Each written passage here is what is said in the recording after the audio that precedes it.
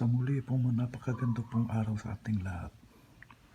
Narito po ang binabanggit ko po na matatagpuan po natin sa banal na kasulatan. Numbers 21:9 na matatagpuan sa Holy Bible. Book of Numbers. Mayroon po tayong dalawang paniniwala. Isa pong tunay o yung totoo at isa pong peke o yung hindi po tunay. Ito po ang gusto kong ibahagi sa inyo bilang guide po ninyo sa titingin po dyan kung sino po sa kanila ang tunay at totoo. Hindi po ako pare rin po. Kagaya po sinasabi ko, isa lang po akong ordinaryong tao, isang ordinaryong katoliko. Subalit sa tagal po ng aking pakikipag-usap sa iba-ibang relihiyon, nagtataka po ako bakit po ang tanong ko po na 24 hindi po nila maabot-abot at darito po ang sinasabi kong katanungan. Sapagkat napakarami po sa panahon ito ngayon, ang umaangkin na sila po ang tunay. Ang dai pong naglabasan ng iba-ibang sikta. At kung matatandaan po natin, pinag-iingat po tayo ng ating Panginoong Hesus na sa darating na panahon, tanda, maglalabasan po ang mga peking apostoles, mga peking propeta at higit sa lahat peking Kristo. So sana maging giya niyo po ito upang tuklasin kung saan po tayo naroon ngayon. Ito lang po siya. Sino po ba ang makakaunawa sa mga bagay na pag-aari ng Panginoon? Hindi po ba ang Espiritu rin ng Diyos? So narito po ang aking munting katanungan. Isa pong nakapapayak at simpleng katanungan. Sa simula ho, sa wala pa ang lahat, nandun na po ang ating Panginoon, di po ba? Na tinatawag po natin Diyos. At tinatawag rin po natin siyang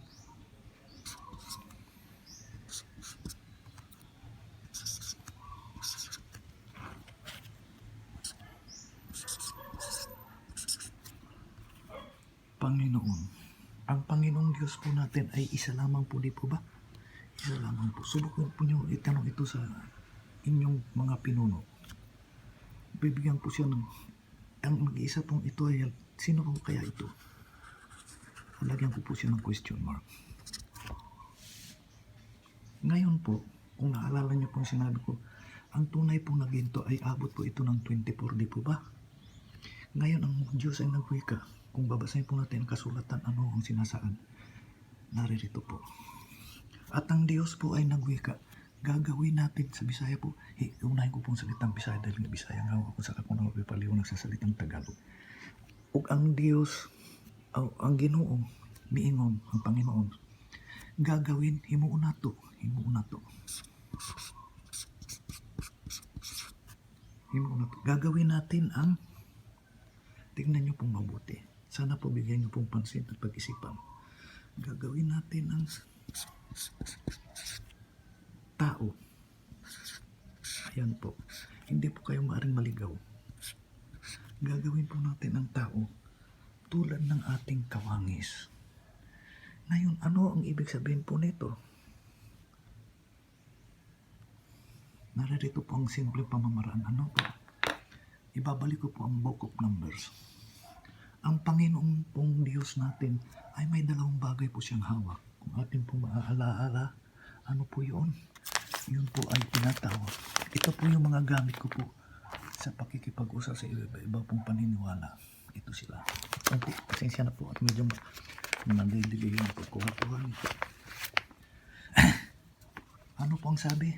Dito sa Book of Numbers, kayo na po ang tumuklas nito. Dahil hindi naman po ako isang theologian, hindi pare, hindi ho. Hindi na po ako pastor. Nakikibahagi lang po ako ng munti ko pong kaalaman. Mamaya ipapaliwanag ko po paano ko po ito natutunan. Sa Book of Numbers, kung matitingnan po natin ang pagkakawika po roon, gisugo niya si Moises nga paghimog sa kabitin nga tumbaga. Bisan kinsa nga mutanaw ni ini, hilabyan ang hipaaka ni ini, mamaayo ug mabuhi. Inutusan niya si Moises nagmuha ng isang bronze serpent. Tapos po, kung sino man po ang makakatingin dito po sa nasabing bagay po na ito, siya po ay gagaling at magkakaroon ng buhay. Di po ba? Ngayon, isa lang mo, di ba sinabi dito, isa lang, ayan po, yung nag-isang to. Sa huling part po ng Bible, may mga tutuklantasan, ang Panginoong Diyos, siya po ang mihawak ng kapangyarihan po at ng kaligtasan. Kaya lang po nasulat ko po ito sa salitang Bisaya. Ayan po, kung pong tutunghayan. wala po akong ginagamit ng mga kapitulo o bersikulo. Alam niyo po ba kung bakit? Ipapakita ko po at paputulin ko lang po ito sandali. Ang dahilan po bakit. Dalawa ang paniniwala, di po ba? Isa pong peke, isang fake at isang totoo. Isang totoo. Nagkaramihan ito po ang ating tinitingnan. Naglipa na po ngayong panahon para mga kabuti. Sa dami mo nila, di ba po? Bawat isa, umaangkin sila po ang tunay. Sila po ang tunay na iglesia. Sila po ang tunay na iglesia. Subalit pa, paano po natin matutuklasan ang tunay at ang peke? Karamihan po sa kanila, bibigyan ako ng halimbawa para mas madali nyo pong maunawaan.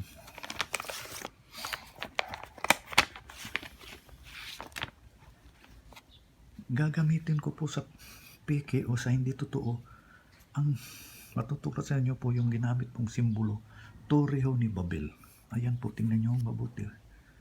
Sana mabigyan ko po kayo ng kaliwanagan kahit sa munti ko pong pamamaraan. Ang isa naman po ay ayan po, cross ni Kristo. Maliwanag po ang sinabi, di po ba? Cross po ni Kristo. Kung titingnan nyo mabuti rito mga kapatid sa paniniwala, inaalay ko po ito sa mga taong nagtataglay po ng mga katulad ko rin po ng mga kakatulad ng Espiritu. Hindi po ako nakikipagtalo. Bakit po? Gusto ko kayo po ang makatuklas mismo noon. Kayo po ang makatuklas.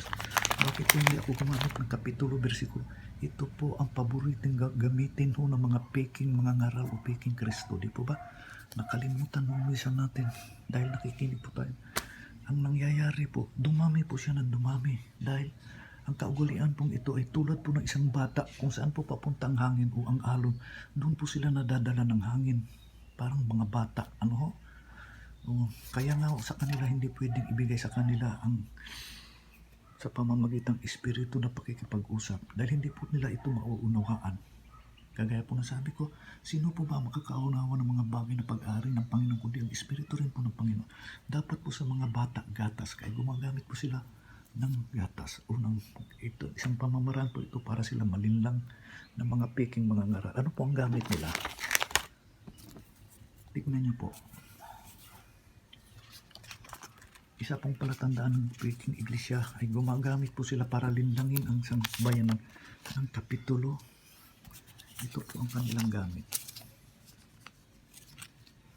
Kapitulo at bersikulo. Ito po ang paborito nila. Bakit po ito ang ginagamit nila? Tingnan niyo po sandali. Naalala niyo po, ayun po sa inyong lugar sa Luzon po, yung ganito pong laro.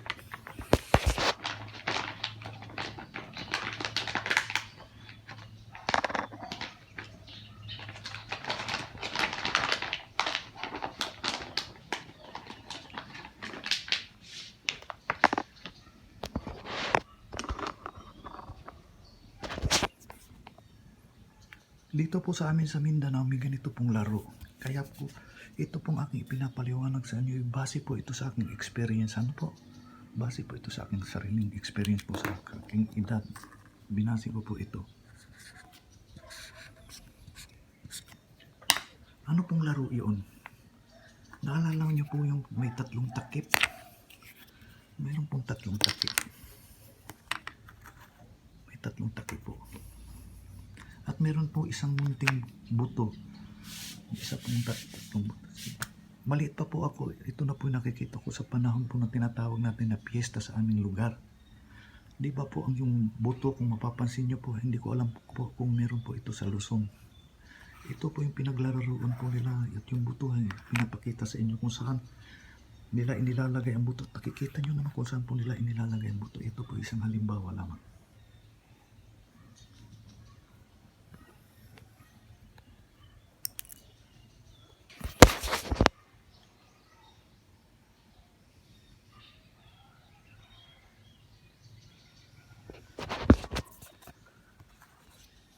Ayan po ang buto.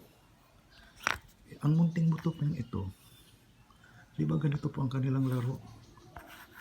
Pinapaikot-ikot po nila ire kung saan po nila ito dinadala. Di po ba? Ano po ba ang ibig kong sabihin? Ito pong munting buto na kanilang tinatago at tatayaan nyo Ito po ang salita ng Panginoon at ito pong tatlong takip na ginagamit po nila. Ito po ang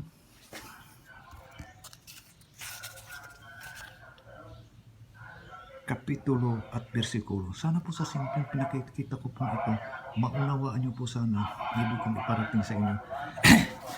Bakit ko po, excuse po,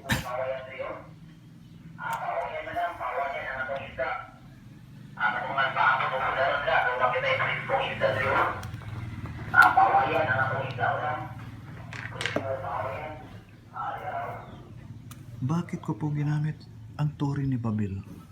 Ito po yung mga taong gusto po nilang abutin ang Panginoon sa kanilang sariling pamamaraan. Hindi po nila kayang tanggapin ang pamamaraan po ng ating Panginoon. Excuse po. Kung ating po mapupuna, kung ating po bibigyan pansin, hani po, kapag nakita po natin ang tunay na iglesia, kapag nakita po natin ang tunay na iglesia,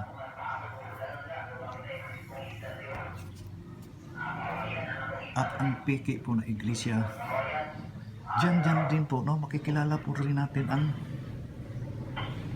tignan nyo po, pasensya na po kayo, may dumaan nagtitinda ko ng isda. Mayroon pong kadikit po ito. Sino ang makikilala niyo oras na natagpo niyo po ang tunay na iglesia o ang peke na iglesia? Diyan po agad-agad ay matutuklasan niyo po at makikilala niyo po ang tunay po na Kristo. Hindi po ba? Ito minsan ang nakakalimutan ng karamihan. Dahil po sa pagsupot ng maraming magagaling magsalita, nakalimutan nilang makilala ang tunay po na Kristo at ang peke. Paano po nila ito makikilala? Naririto po ang aking munting kaalaman para niyo po makilala ang tunay na Kristo sa peke po na Kristo, sa tunay na iglesia at sa peke na iglesia. Karamihan po nito na gumagamit po nito ng iglesia. Kung mapapansin niyo po, ano po sinasabi nila? 10 taon po ako nakinig sa kumpanya namin ng usap-usapan ng mga relihiyong iba't ibang. Hanggang dumating po sa panahon na nagtatalo-talo na sila, nagkaroon na po ng hindi naman po formal ang debate. Sa tuwing na binabangkit po nila ang ano po,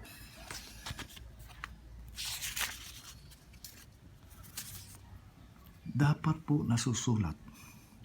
Pag hindi nakikita nasusulat, huwag papaniwalaan. Di po ba? At mulit-muli binabanggit po nila ang salitang Ecclesiastes.